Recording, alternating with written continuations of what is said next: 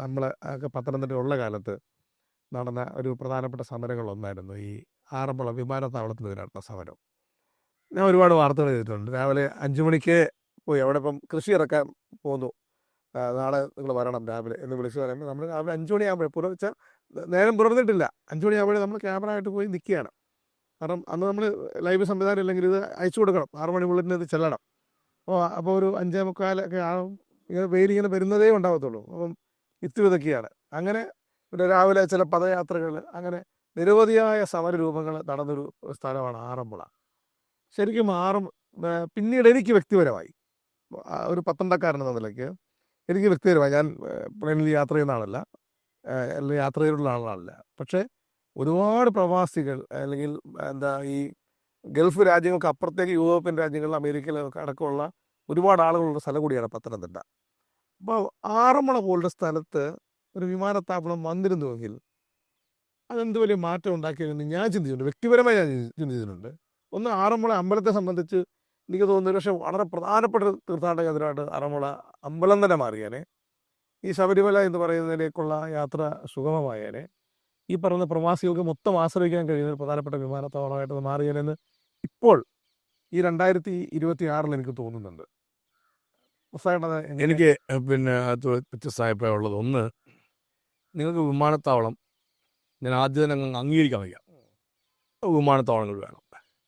ആ വിമാനത്താവളങ്ങളെല്ലാം വയൽ നികത്തി വേണമെന്നുള്ള തീരുമാനിച്ചാലോ? പ്രകൃതിക്ക് നമ്മളാരും ഉണ്ടാക്കിയതല്ല, മനുഷ്യനെ കൊണ്ട് ഉണ്ടാക്കാൻ ഒക്കില്ല വയൽ. നമുക്ക് ഉണ്ടാക്കാൻ പറ്റില്ല നദികൾ. നമുക്ക് വേണമെങ്കിൽ കനാൽ വെട്ടാമെന്നുള്ളതേ ഉള്ളൂ. ഈ നമുക്ക് കിട്ടുന്ന വെള്ളത്തിൻ്റെ ഈ പങ്ക് എന്ന് പറഞ്ഞാൽ, മഴയായി പെയ്യുന്ന വെള്ളം ഭൂമിക്കടിയിലേക്ക് വീണിട്ടാണ് അത് നമുക്ക് കുടിവെള്ളമായിട്ട് വീണ്ടും എത്തുന്നത്. ഇവിടെ നമ്മൾ ഈ ഇരിക്കുന്നിടത്ത് ടാർ ചെയ്തിരിക്കുക, വണ്ടേ കൊണ്ട് ടാർ കിട്ടുന്നതാണ്.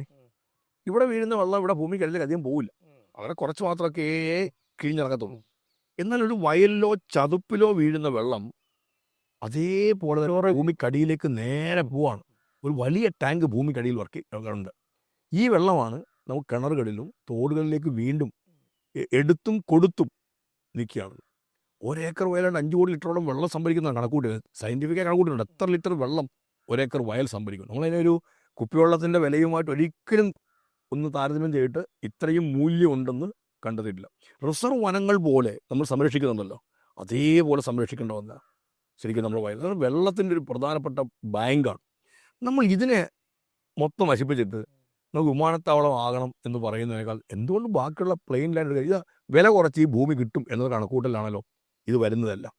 അതൊരു ശരിയായ കാര്യമല്ല. നമ്മൾ കാണുന്ന ഒരു നല്ല വികസനത്തിൻ്റെ ലക്ഷണമല്ല എന്നുള്ള അഭിപ്രായമാണ് അപ്പോഴിപ്പോഴുള്ളത്. രണ്ടാമത്തെ പ്രശ്നം, കേരളത്തിന് എത്ര വിമാനത്താവളങ്ങൾ വേണം?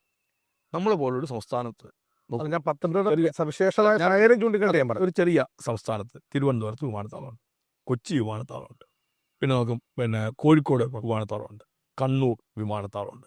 കാസർഗോട്ടുകാർക്ക് ഒരിക്കലും ഇവിടേക്ക് ഒന്നുമല്ല, അവർ മധുരാപുരത്തേക്ക് പോകും. പാലക്കാട്ടുകാർ ഒരിക്കലും ഇങ്ങോട്ടേക്കല്ല, അവർ കോയമ്പത്തൂരേക്ക് പോകും. നമ്മളുമായിട്ട് നമുക്ക് ഏറ്റവും അടുത്ത് അല്ലെങ്കിൽ മലയാളിക്ക് ഈ തരത്തിൽ 4 കേരളത്തിനകത്തും 2 കേരളത്തിൻ്റെ അതിർത്തിയിലും വിമാനത്താവളങ്ങൾ ഉള്ളയിടത്ത് എത്ര എണ്ണം വേണം ഒന്ന് ആലോചിച്ച് നോക്കുക.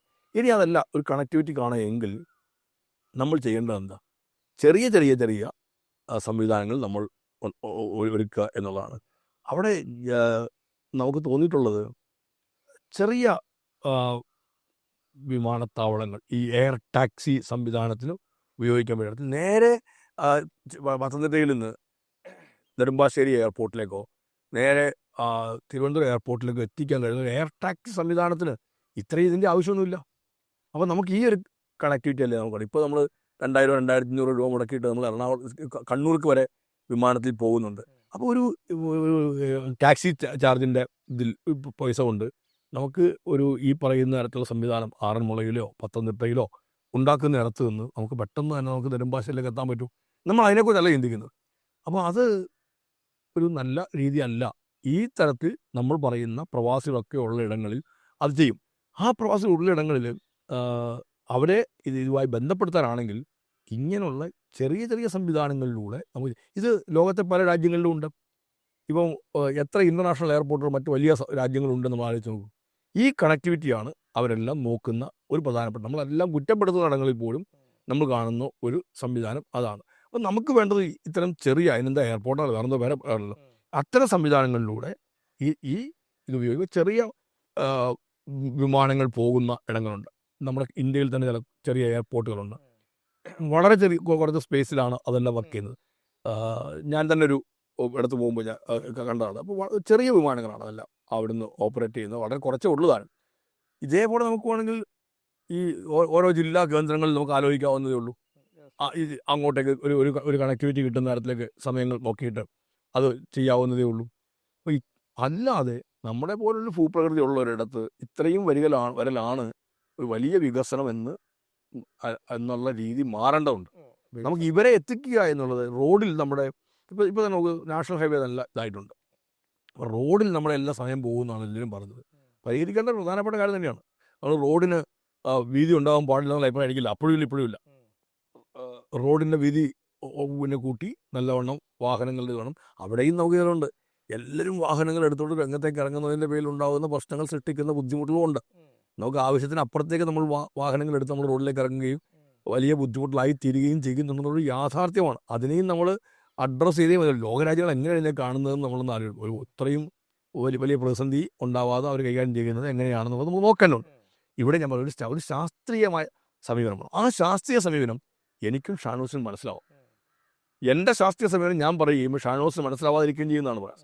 നമുക്ക് ഒരു സയൻറ്റിഫിക് കാര്യമാണ്. ഇത് ഗുണകരമാണ്, ഇത് ഗുണകരമല്ല, ഇത് എല്ലാവർക്കും ബോധ്യപ്പെടണം. ആ ബോധ്യപ്പെടുത്തിക്കൊണ്ട് നമുക്ക് ഏത് കാര്യങ്ങളും ചെയ്യാം. അതുകൊണ്ട് ഇതിനകത്ത് ഒന്നും തൊടാൻ പാടില്ല, നെൽവയൽ തൊടാനേ പാടില്ല എന്ന അഭിപ്രായമല്ല. നമുക്ക് എടുക്കാം ആവശ്യത്തിന്. അനാവശ്യമായി അവിടേക്ക് കൊണ്ടുവന്ന് കൊടുത്തിട്ട് നമ്മുടെ ഒരു ഏറ്റവും പ്രധാനപ്പെട്ട സംവിധാനത്തെ തകർക്കരുത് എന്നാണ് ഇതുമായി ബന്ധപ്പെട്ട് അപ്പോഴും ഇപ്പോഴും പറയാനുള്ളത്. നമുക്കിതിന് വേറെ ആൾട്ടർനേറ്റീവ് ഇല്ല. വെള്ളത്തിന് നമ്മുടെ മുമ്പിൽ വേറെ എന്താ ഒരു ബദൽ? 2 ഹൈഡ്രജനും ഒരു ഓക്സിജനും ചേർന്നാൽ വെള്ളമാവും എന്ന് നമ്മൾ സ്കൂളിൽ പഠിച്ചാണ്. H2+O H2O എന്ന്. നമുക്ക് ഫാക്ടറിയിൽ വെള്ളം ഉണ്ടാക്കാൻ പറ്റുമോ? നമുക്ക് ഈ ഹൈഡ്രജനും ഓക്സിജനും സംയോജിപ്പിച്ച് നമ്മുടെ കാര്യങ്ങൾ പ്രഭാതകർമ്മങ്ങൾ നടക്കുമോ? നമുക്ക് ഭക്ഷണത്തിന് മറ്റേ പറ്റുമോ?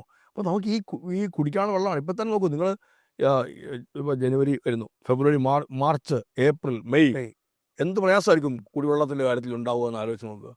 അപ്പം നമുക്കൊരു വരൾച്ച നമ്മളെ വല്ലാണ്ട് ഇതാക്കത്തിലേക്ക് എത്തും. ഉള്ള വെള്ളത്തിൻ്റെ സംഭരണ സംവിധാനത്തെ തകർത്തിട്ട് വെള്ളം തരൂ എന്ന് നമ്മൾ വിലപിച്ചിട്ട് കഥയില്ല.